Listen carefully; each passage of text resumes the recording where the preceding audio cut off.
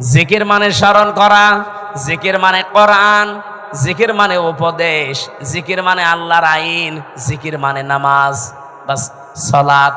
আর জিকিরকে কোনো মানুষ যখন ইবাদত হিসাবে নিতে চায়, মাস্ট বি তাকে চারটা শব্দকে বেছে নেওয়া লাগবে জিকির হিসাবে।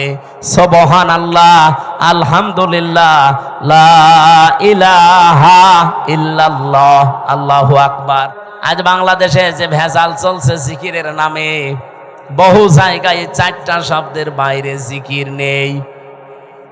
বলেন বলেন, এই যে তাহিরি সাহেব যে জিকির গুলো আরম্ভ করেছে, এগুলো এই চারটা শব্দের ভেতরে পাবেন। ও জিকির করে ইয়ালি বাবা, শালি বাবা, কেল্লা বাবা, ফতে বাবা, ন্যাংটা বাবা। বলেন এই চারটা শব্দের ভেতরে ফতে বাবা আছে, কেল্লা বাবা আছে, কথা বলেন না কেন?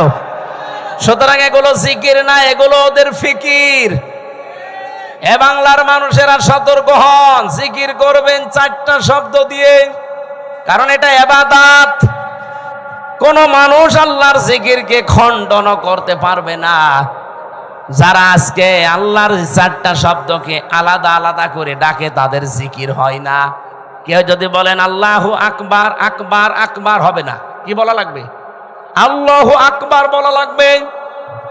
তাহলে এটা জিকির হবে, প্রতিটি অক্ষরে 10টা করে নেকি হবে, কারণ আল্লাহর কালেমা খণ্ডন করা জায়েজ নেই। এখানে 3টা বিষয় লেখা আছে আয়াতের ভেতরে। আল্লাহ বলেন আমার কোরআন পরিপূর্ণ সত্য কথা দিয়ে, 2 নম্বরে আমার কোরআন ইনসাফ দিয়ে পরিপূর্ণ, 3 নম্বরে আমার কোরআনের কোনো কথা রদ বদল নেই, পরিবর্তন নেই। আল্লাহ বলেন আমার নামকে তোমরা এলহাদ করবা না। এলহাদ মানে বলেন বলেন, এলহাদ মানে পাল্টিয়ে ফেলা,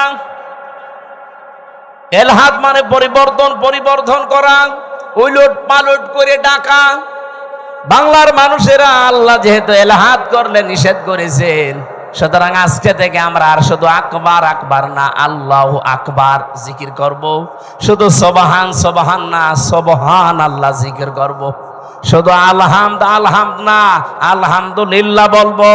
শুধু লাইলা লাইলা না, লা ইলাহা ইল্লাল্লাহ বলবো। এর বাইরে যদি কেউ জিকিরের কোনো শব্দ আবিষ্কার করেন, দলিল দেওয়া লাগবে।